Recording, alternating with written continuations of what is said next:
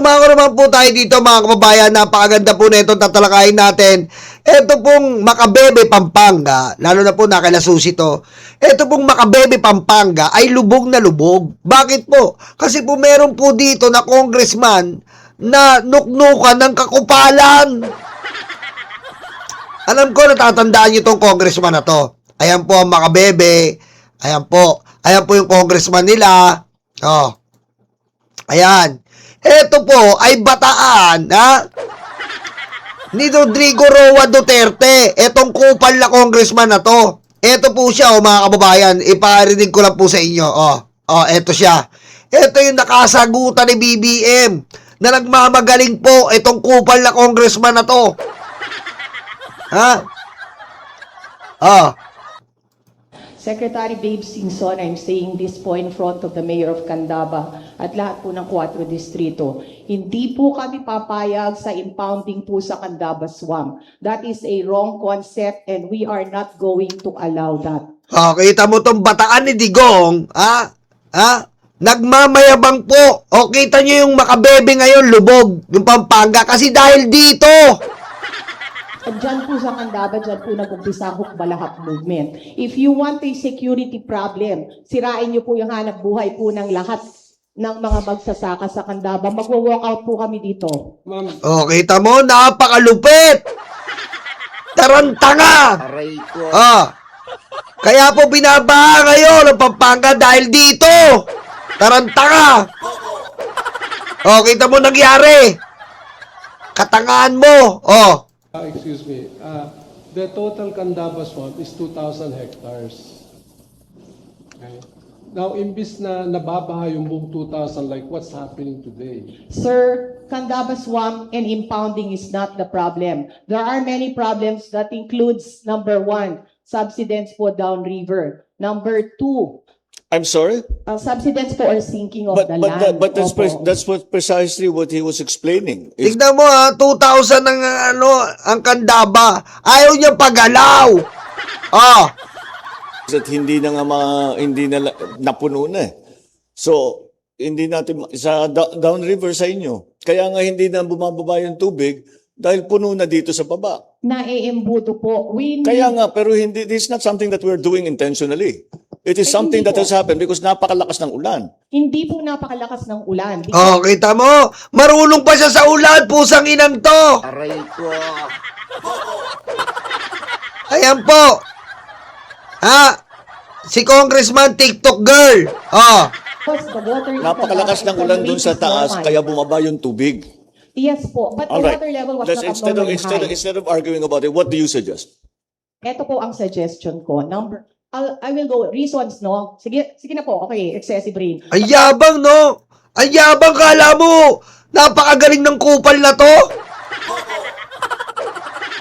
This is not the largest storm that ever hit Pampanga. Number 2 po, silting po. The rivers are silted down. Let me focus you a little more Opo. clearly. What is your objection to the plan as Mr. Babe Singson has just done? My objection to the plan, Candaba po, is this has been going on for a long What time. has been Gusto going po on? nila, yung tubig po sa Candaba, gagamitin po sa kanilang waterworks. Ngayon po, Candaba is, ito lang food security po ang importante sa Candaba. Hindi po natin pwedeng galawin. And number 2, this is private land. Hindi po pwedeng mag-impounding lang po ng Okay, so tubig what's the doon. solution?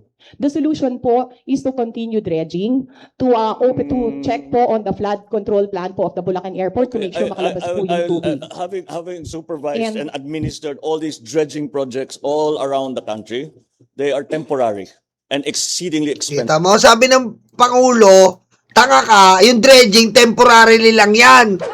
Yung Candaba po kasi, Candaba Swamp, mga kababayan, importante yan. Yan po ay pwedeng daluyan po ng tubig dahil napakahaba niyan.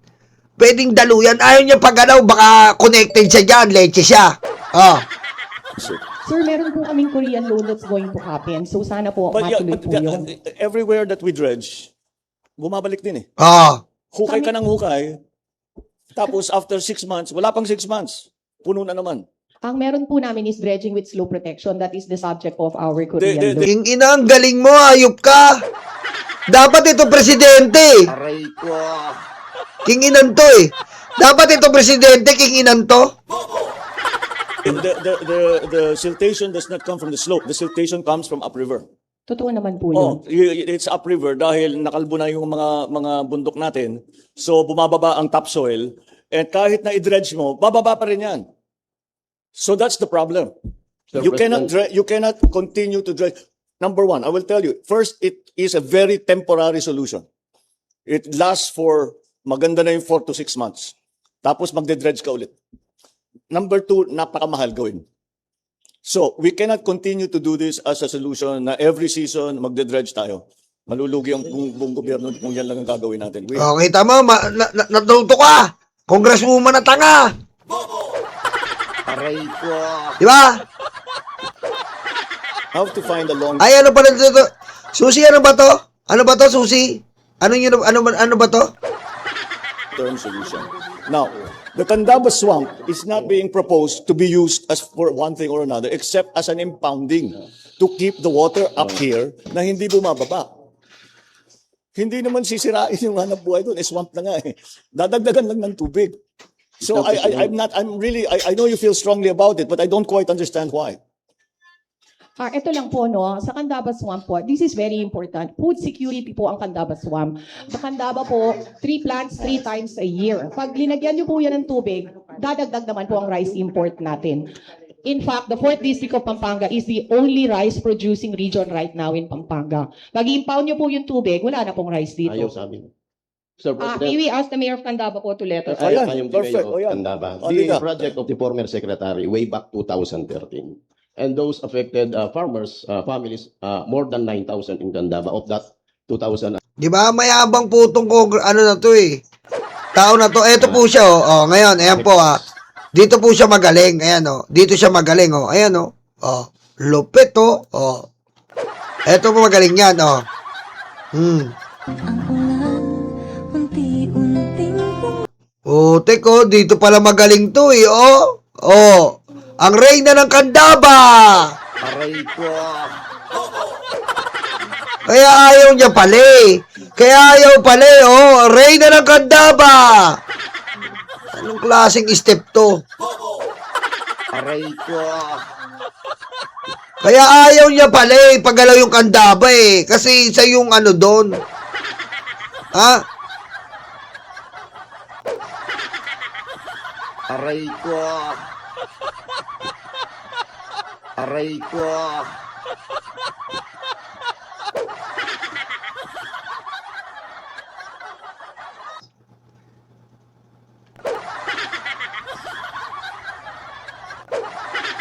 Kakaduwal, di ba?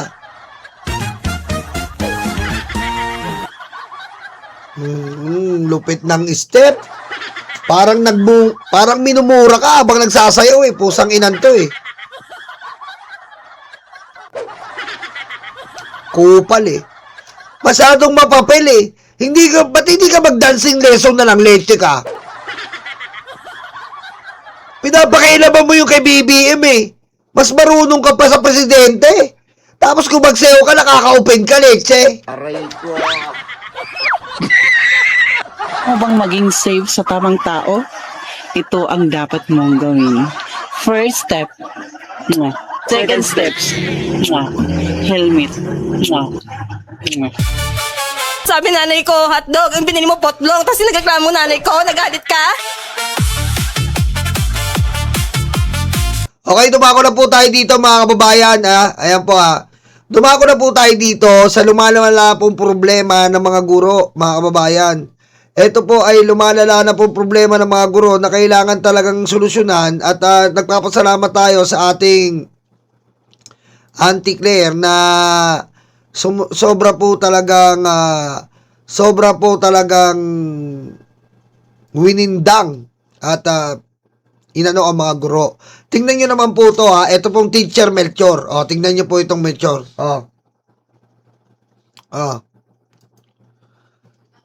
Tingnan nyo, nagdudulot to. Mga teacher, post-intelligence, huwag nating antayin, makasuhan tayo.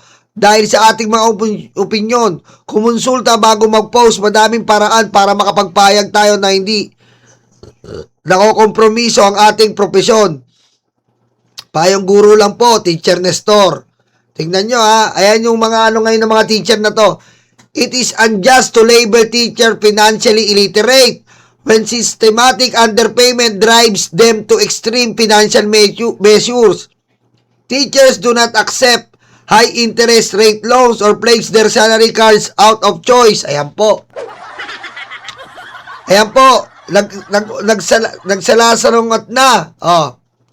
Ang mga guro, tumatanong siya kay Yusek Castro ay hindi lahat DDS dahil si Sara Duterte at BBM ay parehas lang ng mga inutil.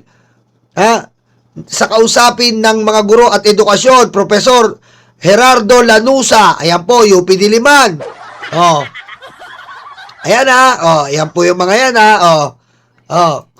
Kung ang tunay na layunin natin ay ang kapakanan ng mga bata, mas lalong dapat protektahan ang mga guro. Mahirap isulong ang dekalidad na edukasyon kung ang mga guro ay patuloy na nagtuturo ng may takot. Aba, parang tinatakot pa raw yung mga guro. Ang tindi talaga ng imahinasyon na itong mga to.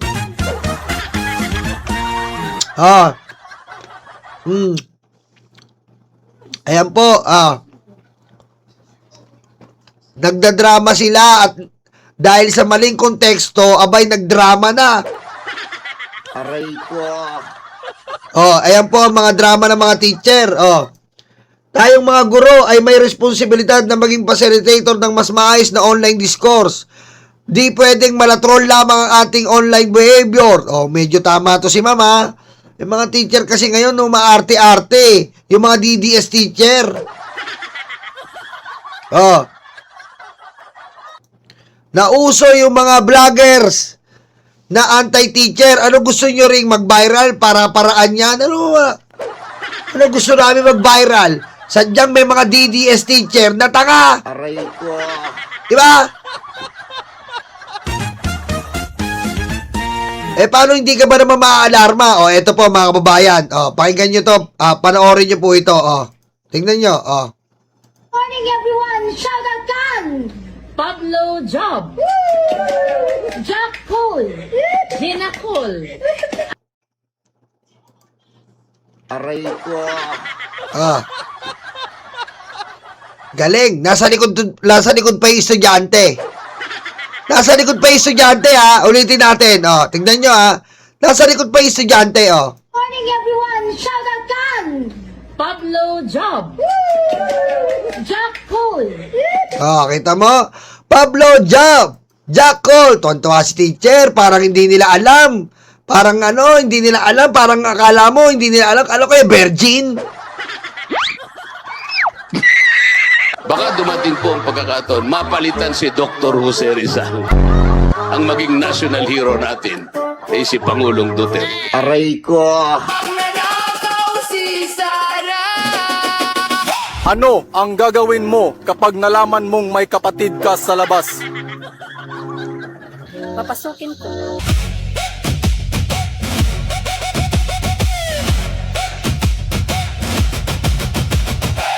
Alam mo nasa likod yung estudyante, tinutuloy nila yan, Gina Cole! Gina Cole, yan.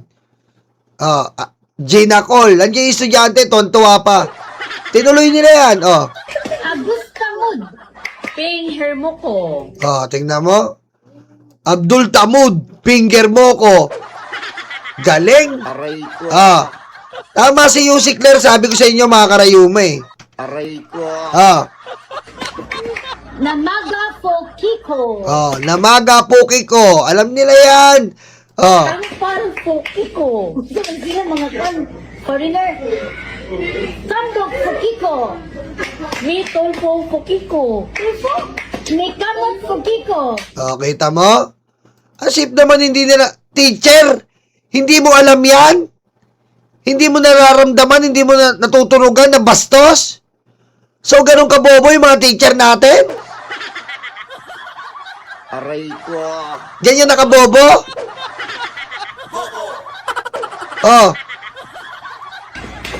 Melawit Fokiko! Mesogat Fokiko! Mesogat! Mana? Kinamoy Fokiko! Ayan po yung teacher natin, mga kababayan. Parang hindi ka maaalarma. Nasa likod po yung estudyante. Oh, sige sabihin nyo ngayong tama yung mga yan. Oh. May kamot, puki ko. Aray ko. Oh. Si Maan, maantot, puki ko. Aray ko. Oh. Meron pang Abdul Tamud. Aray ko.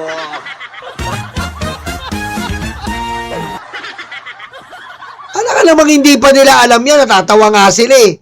Alam nila ang bastos yan. Pero nandun yung estudyante, tinutuloy nila. Ah. Aray ko. Yan po yung sinasabi ni Yusek Claire na nakaka-alarma na po yung mga teacher natin. Hindi po sila, hindi na po sila yung iba, katulad ng ibang teacher dati na sensitive, lalo na sa usaping ganyan. Hindi sila kasabwat pa ng mga estudyante. Di ba? So, nauuto ng mga estudyante ang teacher, ganun ba? Aray ko. Oh. Nauuto.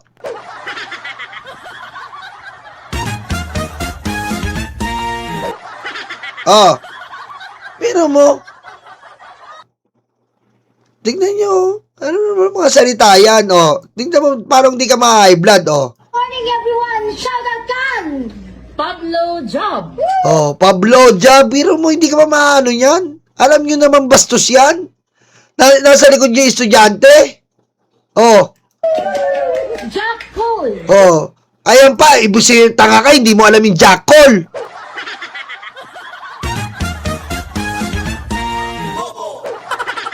Imposible po hindi niya alam yung jackal. Oh, Gina Cole! oh, Gina Cole. Ano yun? Milk tea ba yun? Aray ko. Augusta Mood! Oh. Tamod. Yung inay niya, no? Ping Hermoco! Oh, finger mo ko. Tama, natatawa na sila. Alam na nila yan. Kaso tinuloy nila, kahit alam nila na bastos. Yan po yung sinasabi ni Yusek Claire. Na may mga teacher na walang modo. May mga teacher na ganyan, imbis na magturo, abay sila papasimuno. Ayan po sinasabi ni Yusek. Yung iba naman teacher ng mga DDS, umarte-arte ang mga leche. Oh. Umarte-arte. Tama, Lucy. Walang moral. Aray ko. Oh. Namaga Fokiko! Tampal Fokiko! Yan sila mga kan, foreigner! Sandok Fokiko! Mitolfo Fokiko! Mikamot Fokiko! Melawit Fokiko! Mesugat Fokiko! Mesugat! Mana? Kinamoy Fokiko! Oh, kita mo? Oh, kita mo? Yan ang sinasabi natin. Oh. Ay, alam naman nila yan eh. Oh, eto pa po, isang teacher. Oh, eto, isa pang teacher. Mga teacher na to, oh. Basahon ko nga ni ini ang ginsabi ni hindi Auntie Claire. Hoy, Auntie Claire. Ano sabi ni Auntie Claire? Sabi niya dili, ang mga guro paminsan. Oh, kita mo, tanga kagad. Tingnan nyo, tanga kagad. Teacher yan, ha. Ang mga guro. May sinabi po bang ang mga guro? Aray ko. Kita nyo, tanga kagad. Ang mga guro daw. May sinabi bang ang mga guro? Wala pong sinabing ang mga guro. Ang ibang mga guro. Aray ko. Ang hirap magpakabobo ng mga teacher.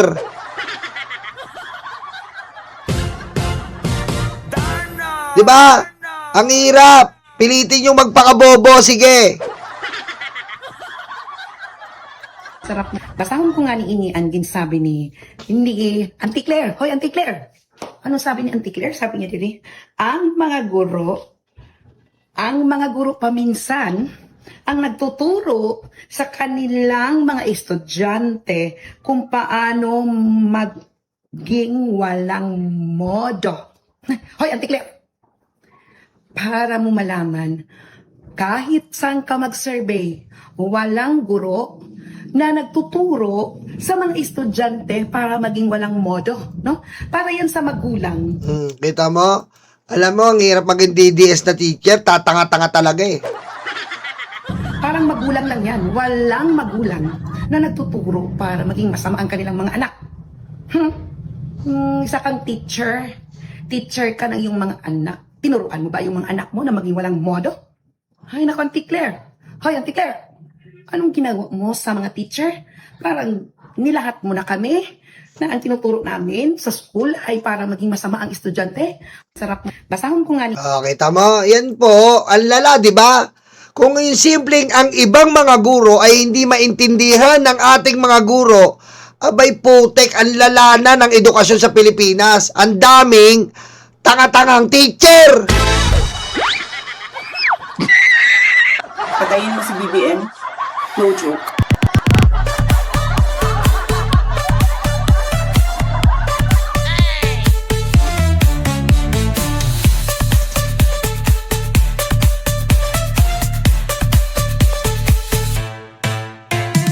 Di ba? Yan po mga kababayan ha. Nakaka-alarma na po ang iba natin teacher. Patanga ng patanga. Ang problema natin dito, may teacher tayong ganyan, tapos, anong problema? Ang problema po, ay paano yan? Katangaan din ang tuturo sa estudyante. Aray ko. Ay, nako.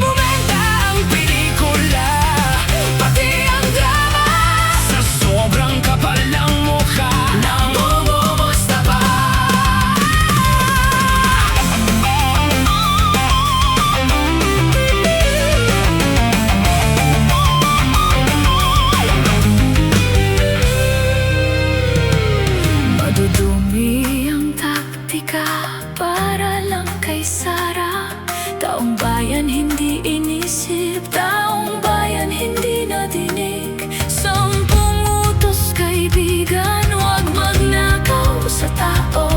Sinungaling